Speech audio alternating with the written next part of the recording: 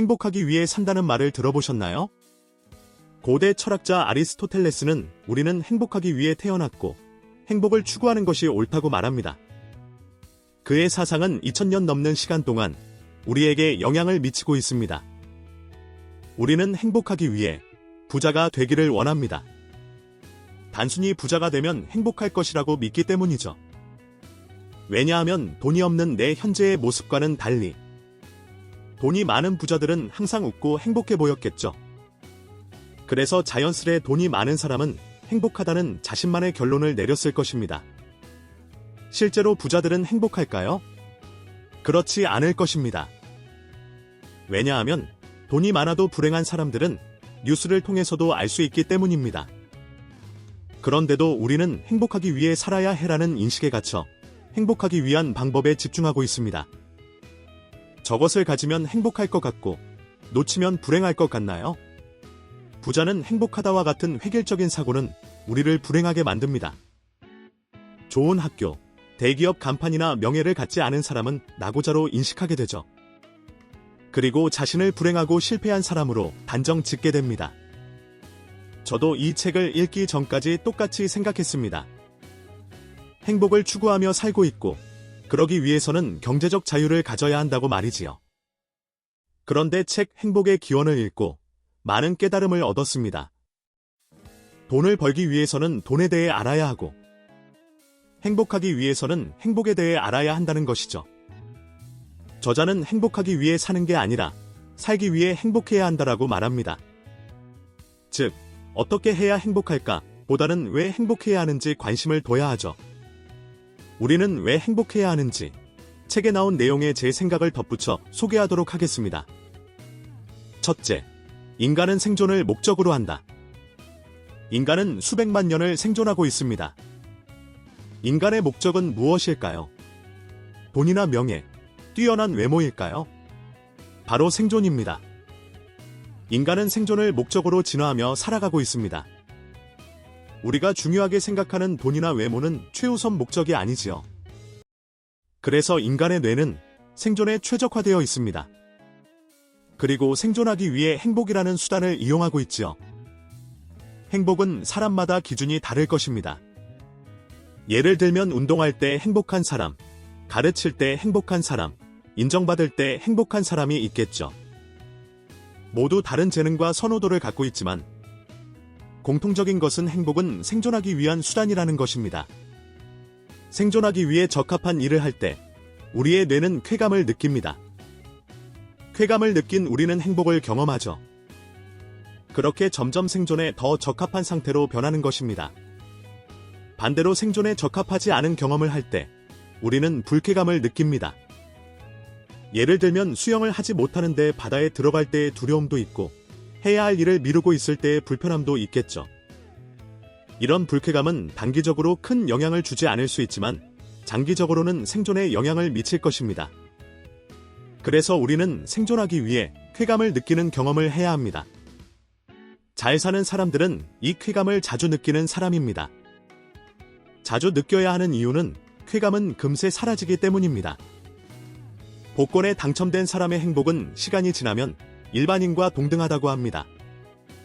승진하거나 취업에 성공하더라도 금세 적응해버리죠. 왜 우리는 금세 흥미를 잃을까요? 쾌감이 지속하면 우리는 현실에 안주하여 생존에 적합한 일을 하려 하지 않기 때문입니다.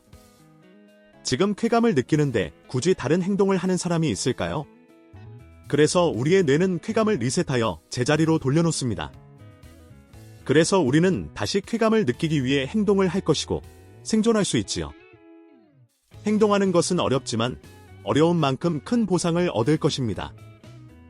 인간은 가만히 있으면 생존이 어렵기에 행복을 활용합니다.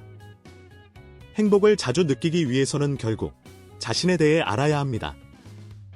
내가 무엇을 할 때 쾌감을 느끼는지, 어떤 활동은 좋고 싫은지 구분해야 합니다. 그렇게 쾌감을 자주 느끼는 사람이 되면 우리는 행복한 사람으로 잘 살아갈 것입니다. 둘째, 모든 기쁨과 고통은 인간에서 비롯된다.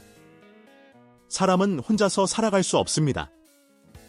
원시시대부터 현재까지 사람들과의 사회적 관계 속에 생존하고 있지요. 혼자 잘 살고 있다고 생각하는 사람도 있을 것입니다. 사람에게 받은 상처 때문에 인간관계를 단절한 사람도 있을 것입니다. 그런데 그들은 정말 혼자 사는 것일까요? 누군가 만든 핸드폰, 게임, 음식, 옷을 사용하지 않나요? 즉, 우주가 아닌 지구에서는 사람과의 관계 속에 살아갈 수밖에 없습니다. 사람이 없는 천국은 갈 곳이 못 된다는 네바논 속담도 있죠.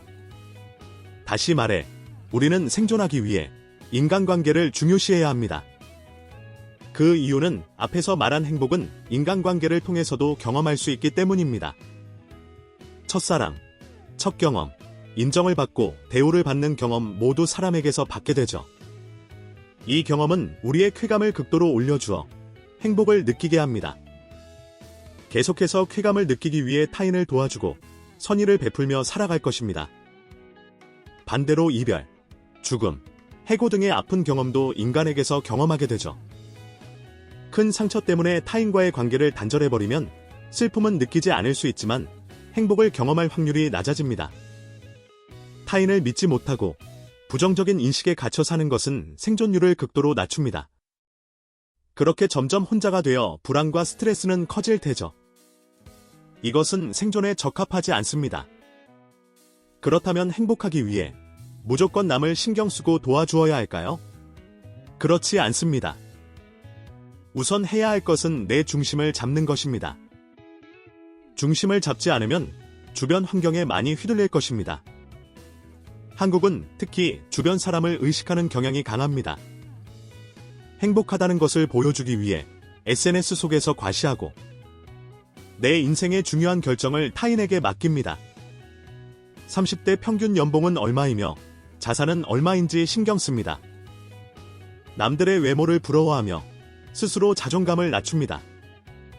과도한 물질주의는 우리의 중심을 마구 뒤흔들고 있죠. 프로포즈는 명품 가방을 받아야 하고 기념일에는 오마카세를 가야 합니다. 서울 신축 아파트에 살며 외제차를 타야 합니다. 이것을 갖지 못하면 상대적으로 불행하다고 느낍니다. 왜냐하면 다른 사람에 비해 부족하다고 느끼기 때문이죠. 경제적으로 부유한 한국이 행복도가 낮은 이유가 이것 때문입니다. 즉, 아무리 돈이 많아도 중심이 잡히지 않으면 불행할 수 있다는 말입니다. 물론 타인의 의견도 중요합니다. 혼자 모든 것을 해낼 수 없기에 조언과 배움을 구해야 합니다. 다만 남의 눈치만 보는 것을 피해야 한다는 말입니다. 명품 가방이 없으면 불행할까요? 오마카세를 가지 않으면 맛이 없는 식사가 되나요? 절대 그렇지 않습니다. 우리는 행복하기 위해 우리 중심을 잡을 필요가 있습니다. 생존하기 위해 우리는 인간관계를 가질 수밖에 없습니다. 그렇다면 인간관계를 좀 더 잘 이용하면 어떨까요?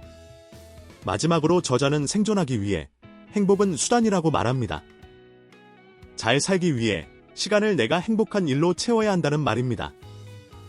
행복한 일로 시간을 채우기 위해서는 나 자신을 잘 알아야 합니다. 물론 모든 사람이 행복할 필요는 없습니다. 각자 원하는 인생이 있기 때문이지요. 그럼에도 불구하고 행복을 수단으로 잘 살고 싶다면 자신에 대해 잘 알아야 합니다. 내가 좋아하는 일을 하면서 행복과 쾌감으로 시간을 채운다면 우리는 반드시 잘 살 것입니다. 오늘은 내가 좋아하는 것은 무엇인지 알아보는 시간을 가져보면 어떨까요? 오늘도 행복한 삶을 위해 부단히 노력하고 있을 모든 분을 응원합니다. 구독과 좋아요 부탁드립니다. 감사합니다.